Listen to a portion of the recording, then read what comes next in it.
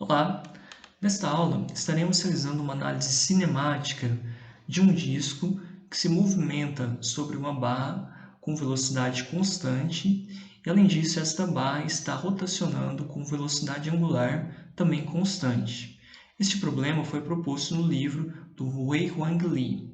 Portanto, os objetivos desta aula são estudar os diferentes tipos de juntas, analisar a aplicação de juntas de revolução e prismática em um problema específico e realizar a simulação desse problema com o pacote Rigid Dynamics do ANSYS Workbench. Aqui são mostradas nas imagens alguns tipos de juntas que são utilizadas na análise de mecanismos. Juntas ou pares cinemáticos são basicamente elementos responsáveis por manter superfícies em contato, mas permitindo, inclusive, movimentos relativos entre essas superfícies. Juntas inferiores são aquelas onde o contato é ao longo de uma superfície, como demonstrado aqui para uma junta de revolução. O contato acontece ao longo desse cilindro, tanto na região do pino quanto na região do furo. Temos também juntas denominadas como prismáticas, que são as juntas que permitem apenas um único movimento de translação, portanto, essa junta possui apenas um grau de liberdade. Temos também as juntas do tipo cilíndricas, onde se tem, além do movimento de translação, a possibilidade da realização de movimento de rotação. As juntas universais se permite rotação ao longo de dois eixos. Seria aqui, por exemplo, o eixo Y e o eixo Z saindo da tela. Note que aqui na junta universal nós temos um pino que passa por dentro do pino aqui, que está, no caso, ao longo do eixo Z. E temos ainda o par esférico, que é o tipo de junta que se permite movimentação de rotação, 3 graus de liberdade de rotação nos eixos X e Y, Z, por exemplo. E vamos falar aqui, por último, do par plano, que é um tipo de junta onde se permite movimentos de translação em X e Y e um movimento de rotação ao longo do eixo Z. Em relação às juntas superiores, exemplos de juntas superiores são engrenagens de dentes retos, onde, por exemplo, o contato aqui acontece ao longo de uma linha, ou mesmo o exemplo aqui de um arame seguidor, onde o contato também é um contato linear. No ANSYS Workbench, é possível obter mais informações sobre juntas clicando em cima da junta e apertando a tecla F1. E aí irá abrir uma ajuda no navegador e é possível então explorar os diferentes tipos de juntas. Então aqui mostrando a junta prismática, movimento de translação em uma única direção, a junta cilíndrica, movimento de translação e também rotação, enfim. Então é possível aí aprender mais um pouco sobre juntas consultando aí o help do ANSYS. Na figura é mostrado o problema que iremos resolver. No tempo igual a 0 segundos, a barra se encontra aqui na origem, bem como também o colar.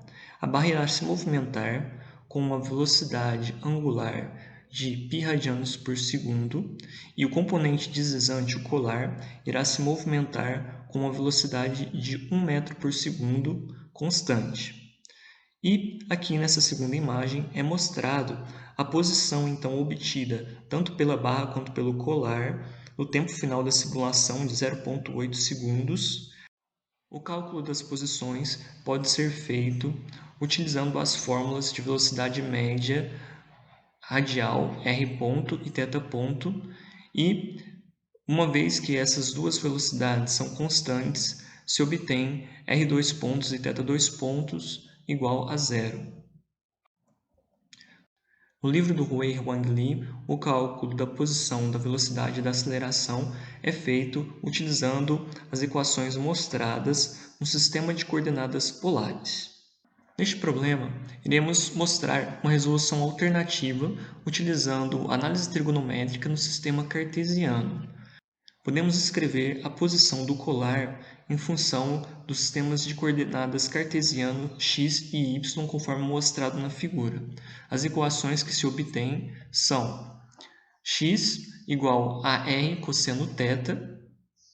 Fazendo a derivada da posição, então, do colar no tempo, obteremos a equação x ponto, conforme mostrado. E podemos também fazer a derivada segunda da posição, obtendo aqui a equação da aceleração do colar na direção x. Fazendo análise na direção y, obtemos também a posição, a velocidade e a aceleração. Para o tempo igual a 0,8 segundos, pode-se substituir os valores que foram encontrados anteriormente nas equações obtidas pela análise trigonométrica, realizando a derivada dessas equações no tempo, e a solução obtida para o problema é mostrado aqui embaixo. O primeiro componente, o pivô, é uma peça que servirá de referência para a movimentação tanto da barra quanto do colar. As dimensões são mostradas na figura, espessura 30 mm e diâmetro 150. Posteriormente se desenhou também a barra, com a distância aqui entre os centros de 1000 mm, espessura 30 mm e largura 50 mm.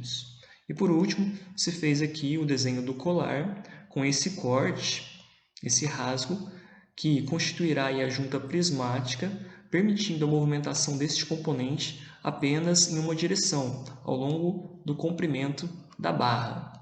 No caso, os posicionamentos que foram realizados são mostrados aqui. Fizemos o posicionamento concêntrico dessa face curva aqui da barra com essa face cilíndrica do pivô. Posteriormente, realizamos também o posicionamento coincidente entre a face de trás aqui dessa barra com a face roxa aqui, conforme mostrado aqui do pivô, e um posicionamento coincidente da face frontal da barra com essa face interna aqui do pivô do colar. E por último, o posicionamento dessa face superior da barra com a face interna do colar.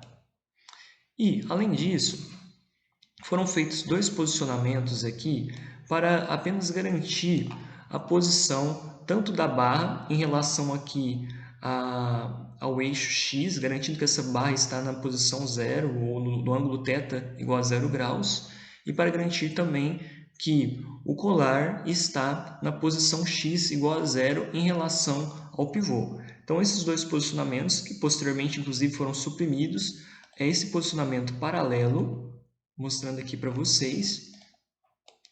Para garantirmos, então, esse ângulo θ igual a 0 graus, posicionamos essa face superior da barra em relação ao plano superior da montagem.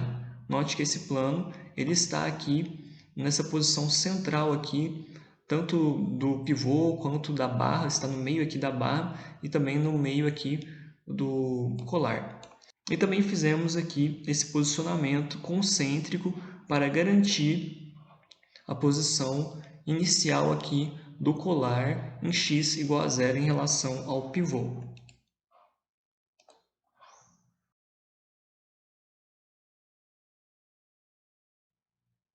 No Workbench, iremos utilizar o pacote Rigid Dynamics, visto que queremos fazer a análise cinemática do mecanismo e não estamos interessados nas deformações e nem nas tensões que surgem entre os componentes. Para importar a geometria, clicamos com o botão direito em Geometry e iremos utilizar aqui o Design Modeler para importar a montagem que foi salva no formato neutro para Solid XT. Para importar a geometria, clicamos em File, Import External Geometry File e selecionamos a montagem realizada no software CAD. A extensão XT é a extensão para Solid. Aqui apareceu então que queremos importar uma peça, mas ela ainda não foi importada, teremos que clicar aqui ainda no comando gerar. Antes disso, iremos também selecionar aqui a operação para adicionar material nos componentes da nossa peça. Agora sim, podemos clicar aqui para gerar a montagem, nuances. Ok, podemos já fechar e vamos partir para a configuração da nossa simulação e definição aí das condições de contorno, clicando 2 vezes em modelo. Na janela que abriu aqui no Mechanical, iremos fazer a configuração das juntas para este mecanismo. Clicamos aqui em Connections e vamos definir a primeira junta do tipo Body to Ground. Iremos fixar aqui a face do pivô a um plano imaginário do ANSYS. Seria como se fosse aí um plano fixo, indicando que esse componente não terá movimento. Ok, clicamos aqui então em Fixed. Iremos também definir uma junta do tipo revolução entre o pivô e a barra, visto que a barra possui movimento de rotação com velocidade constante em relação ao pivô. Selecionamos como aqui no Scope a referência será então essa face do pivô como referência. Está faltando ainda definir então aqui qual é o componente móvel. Então selecionamos aqui em Scope, vamos selecionar aqui a face, essa parte posterior da barra, para indicar que há um movimento, né, entre o pivô e esta barra, movimento de rotação. Clicamos aqui em aplicar. Ok, então ele mostra aqui as configurações que foram feitas. Por último, iremos adicionar a junta do tipo prismática, que no ANSYS tem o nome junta translacional. Permite apenas um movimento de translação numa única direção. Para essa junta, iremos selecionar como referência, aqui clicamos em Scope, então selecionaremos essa face frontal da barra. Vamos clicar aqui em aplicar, mas é necessário ter muito cuidado aqui nessa configuração. Note que houve uma alteração aqui em relação à referência. O eixo X da barra, aqui dessa referência, dessa junta, ele não está coincidente com o eixo X da montagem. Para corrigir isso, vamos aqui expandir essa configuração da junta translacional e vamos clicar aqui no sistema de coordenadas de referência. Vamos pedir para que a referência, a geometria aqui de referência do eixo X seja definido conforme o eixo global X. Note que aqui houve então a alteração, a correção da direção. E vamos também, só para garantir também, definir o eixo global Y como a referência aqui para o eixo Y. Ok. Falta ainda configurar aqui qual será o componente móvel. Então vamos clicar aqui em Scope e vamos selecionar como geometria aqui para o componente móvel a face aqui externa do colar. Clicamos aqui em aplicar. Vamos verificar aqui o sistema de coordenadas, ok, eixo X. Bom, está tudo ok. Vamos agora definir aqui em Análise Settings, clicando em Análise Settings, o tempo final da simulação como sendo 0,8 segundos, conforme vimos no material da aula. Clicando aqui agora em Transiente com o botão direito, vamos colocar para inserir as condições de contorno, que são as velocidades. E vamos inserir então o Joint Load. Vamos selecionar a junta de revolução para configurar a velocidade angular da barra. Selecionamos aqui também, então, velocidade angular. A magnitude, note que no desenho a barra está rotacionando nesse sentido aqui, seria no sentido horário. E o nosso objetivo é que a barra rotacione no sentido anti-horário, que ela vá aqui para cima. Portanto, vamos colocar aqui que a velocidade é π. Então, será menos 3,14159.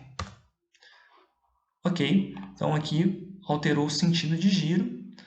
Vamos também inserir a velocidade constante do movimento, no caso do colar.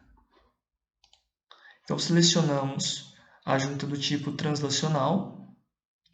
Vamos colocar aqui o tipo velocidade e vamos definir a velocidade como sendo 1 metro por segundo. Se as unidades não estiverem em metros por segundo, é possível fazer a alteração aqui clicando aqui nesse ícone aqui, nessa parte azul aqui do ANSYS. Bom, ok. Então, foram feitas as duas configurações, as velocidades são nossas condições de contorno deste problema. E como saída, né, seria o pós-processamento, vamos inserir aqui, clicando com o botão direito, inserir probe, que seria um tipo de sonda, e queremos ver a posição do colar. Estamos analisando a cinemática do colar. Então, o que queremos ver é a posição, a velocidade de aceleração do colar. Vamos selecionar, então, aqui a face frontal desse componente. Toda vez que a gente seleciona uma face de um componente, estamos indicando para o ANSYS que queremos ver a posição, a velocidade e aceleração do centroide dessa peça. Clicamos aqui em aplicar. Ok. Vamos pedir também aqui uma sonda de velocidade. Clicar também na face frontal. Ok. E uma sonda de aceleração. Selecionamos como a geometria a face frontal mais uma vez. E aqui por último, estamos interessados também em saber qual que é a posição relativa da barra em relação ao pivô. Então iremos inserir uma sonda do tipo joint para analisar então a junta de revolução. E aqui podemos configurar como resultado, o tipo de resultado que queremos analisar, justamente o ângulo formado aí entre a barra e o pivô. Então selecionamos aqui Relative Rotation. E queremos ver a rotação, ela acontece em torno do eixo Z. Então selecionamos aqui o eixo Z. Ok. Podemos agora clicar em Solve.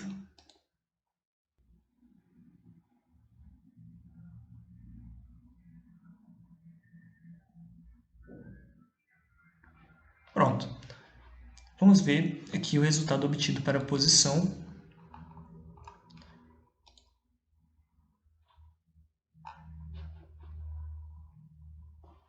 Ok. Vamos analisar também aqui o resultado obtido de velocidade. Podemos analisar aqui a tabela que foi obtida dos resultados, os valores finais de velocidade no eixo x e no eixo y que foram calculados de forma analítica. Então, note aqui o valor de x para a velocidade do colar foi de menos 2,28 metros por segundo. O valor calculado havia sido justamente menos 2,286. E vamos ver também, comparar aqui o valor obtido da velocidade no eixo y na posição final, menos 1,44,55. Aqui a gente calculou menos 1,44. E para a aceleração, nós obtivemos para o eixo x aceleração 2,695. Vamos ver aqui o valor obtido pelo ANSYS.